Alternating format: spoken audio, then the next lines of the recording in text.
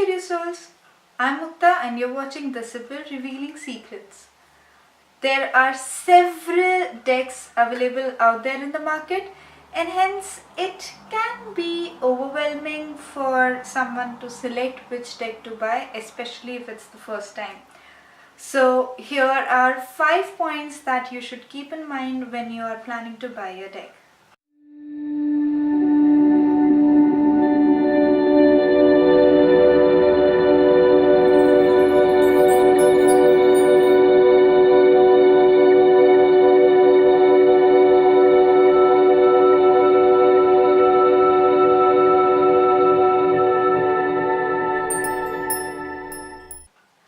I've mentioned in my previous videos as well that tarot is something that's very subjective and personal. So nobody else can actually tell you which card you should buy. It is only and only your decision. Although when you're making that decision, there are some things that you should consider. Otherwise, you might end up buying a few more decks until you find the one. So here are 5 tips or points that you should consider when you are buying your deck. The first one is to decide which cards you want to buy. Tarot comes under the field of cartomancy, which is one of the ways of divination or fortune telling. Although cartomancy does not only include tarot, it also includes oracle cards, angel cards, and even playing cards. Yes, you can tell fortunes with the help of playing cards, the one that you most probably will be having at your home, but it is always advisable to go get a fresh deck if you're going to use it for divination. Although, if you decide on going with tarot cards, then it is very easy how you can identify which deck is actually a tarot deck, a traditional one, or inspired from a traditional one.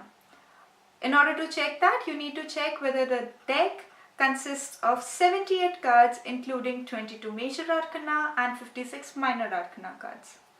The 56 minor arcana cards would be divided into 4 suits, which generally are cups, wands, pentacles, and swords, but they can be named differently in different decks depending on the theme of the deck.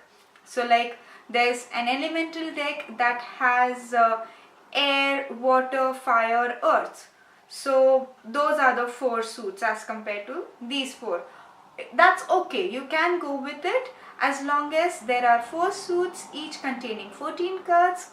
All combined there are 56 minor arcana cards, and there are other 22 major arcana cards that basically are numbered from 0 to 21, or at times some of the decks also have it numbered from 1 to 22. Some people also like to go for oracle cards or angel cards because some people find that they are easier to learn, they get attracted to those more. If you want, you can go ahead with that as well. It's your choice. You can get, it's not necessary to get only one type of deck. You can go ahead and buy more, or you can go ahead and buy one type that you're really drawn to, and others you might not be attracted to that very much. If you decide on going ahead with tarot, then it is a good idea to know which tarot system are your cards based on. So mainly there are 3 tarot systems that majority or almost all of the cards are based on, which are Tarot de Marseille, Rider-Waite-Smith, and Thoth. Now Tarot de Marseille is a deck that does not have fully illustrated cards. So the deck is not fully illustrated, which means that there are some pip or cards which would mean that they look somewhat similar to the regular playing cards deck, and hence some people try to go for it if they want some free space in their interpretation. Tarot de Marseille is a great deck if you want to combine tarot with numerology. So if you are interested in such a combination, you should go ahead with that deck, although we won't be covering such combination in our channel in this course. The other tarot system or tarot family is Thoth, which is considered to be a really difficult one to learn and understand, and hence it is not generally advised to beginners. Although if you really like that particular deck and it is inspired from thought, it's okay if you want to go with it. But it's just good to know that generally beginners are not advised for it, so either you'll have a different inclination towards it or you'll require some more efforts in order to learn it. The thought is the best deck if you are planning on combining tarot with geometry, if you're interested in both the fields, because there are some geometrical figures and images in the imagery of the card, so that would help you if you're interested in that. Although we won't be covering a combination of tarot and geometry in this course, so you can try and learn it by yourself or from some other resource. The next tarot system or tarot family is the Rider-Waite-Smith, which is actually considered to be the easiest to learn and understand. It is also the most popular system. Majority of the tarot decks out there are based on RWS, which is the abbreviation of Rider-Waite-Smith. In fact, even my main deck, with the help of which I do most of my readings, is inspired from Rider-Waite-Smith. It is not really the original one, but it is inspired from it. The deck that I use normally to do my readings is called Simply Tarot, Wealth, Love and Destiny. This I bought in 2005. But we won't be using my main tarot deck in our tarot course when we'll be discussing each and every card, mainly because one, I do not like to keep my main cards open for a long period of time. I keep them in the box. And secondly, these are really old cards, so you can not really see the image that very well. They're just dear to me, that is why I am stuck to them. But this is not something that I would like to discuss on, mainly because it is important for you to clearly see the images of the cards, whereas here you have got some white spots because my cards have aged. So in this course what we'll be using is Rider-Waite-Smith deck, and this is again not the original one, but it is similar to the original one. I wanted a small size deck, so which is why I've got this one and not the original one. We'll also be using Shadowscapes for our tarot course. So if you like these, you can go ahead and buy, but it is not really important for you to buy one of the two, because the way we will be learning it is that you will first meditate with the cards, try to feel the cards, you will have your own opinion or what you think is the meaning of the card. You will first write it down, then you look at the videos, you'll get to know what do I think the card means. We'll also check what some authors think the card means, and then you will form your final meaning of that particular card. Hence, it is okay if the images of my cards and your cards do not match. The name of the card should be the same, and we'll look at different perspectives of it. The second important point to consider while buying your deck is the size of it. Tarot decks are available in different sizes, although majority of them are bigger than the normal regular cards that we are generally used to, and hence it can take some time for you to get comfortable with the cards that you have, especially if they're really big. So like my main card, it is the normal average tarot cards size, so I did take some time in order to get used to shuffling it, but these cards are pretty much similar to the playing cards size, so these will be easy to work with.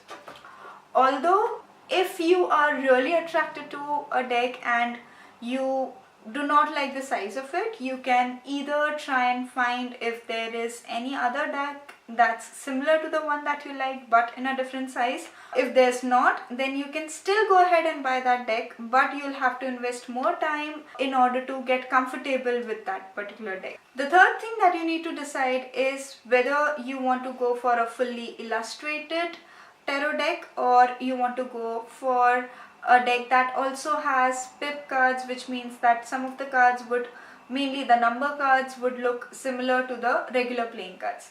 Now, I prefer having a fully illustrated deck because the image of the card helps me in understanding what the card means. It gives me a better feel of it. I'm just more of a visual person, so I prefer having fully illustrated decks, although there are people who prefer having pip cards because they want that particular free room of interpretation. Now, when you have an image on the card, your interpretation will be somewhere in the lines of the image. But if you do not want those guidelines, if you want a free space of interpretation, then pip cards is something that you would prefer. So decide which option is better for you. The fourth important thing is to decide whether you are going to consider reversed cards in your readings or not. So will reversed cards mean differently to you in your readings? If yes, then it is very important to consider the back of the cards. Like in this deck, I cannot say from the back of the image whether this card is upright or reversed. Now, this is a mistake that I made with my main deck. In this deck, you can easily tell which card is upright and which card is reversed, and that actually sometimes hinders when my client knows something about tarot. So many a times people do not prefer picking the reversed cards if they know that these cards are reversed ones. Also, one more thing is that when you will be practicing tarot, you will be doing some readings for yourself just for the sake of practice, and if you are including reverse cards, you would prefer not knowing which card is a reversed one before you reveal it to yourself. If you're not sure whether you are going to include reverse cards or not in your readings differently as compared to the upright ones, then it's always better to go with a deck that would help you or support you in doing reverse readings, just to keep that option open for the future. If you're damn sure that you're not going to include reverse cards, then the back might not be that important for you. The fifth and the most important thing is whether the deck attracts you, whether the deck appeals to you or not. You should really be attracted to the cards. The cards in your hands should make you feel some positive vibes. Basically, you should be comfortable with the overall cards. You should like the images on it, you should like the paper quality, the overall look of it. Everything about the card should be positive for you.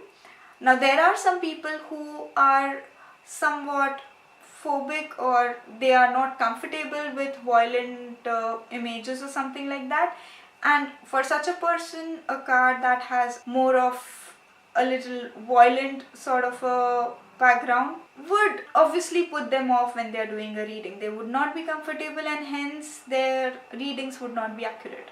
You should be really comfortable and happy with the way your cards are. So you should find the deck that suits you the most. Now, this is exactly why there are so many different decks out there, and I think whatever you are into, you will be able to find a deck that goes with your tastes, because you have so many different types. There's fairy tale tarot deck, there's witches tarot, there's even a deck that is inspired from Peanuts comics. You also have decks inspired from cultures. There's also a deck called Sacred India, which I came across in one of the Facebook groups that I'm in, and I fell in love with those cards, honestly. So you need to decide which cards do you like and will you be happy with. Don't let anybody else tell you which deck you should go for or which deck you should not go for. It is only and only your choice because it's your deck. So in the next video, we'll be discussing how to store or keep your cards. And till then, bye bye, take care and stay curious.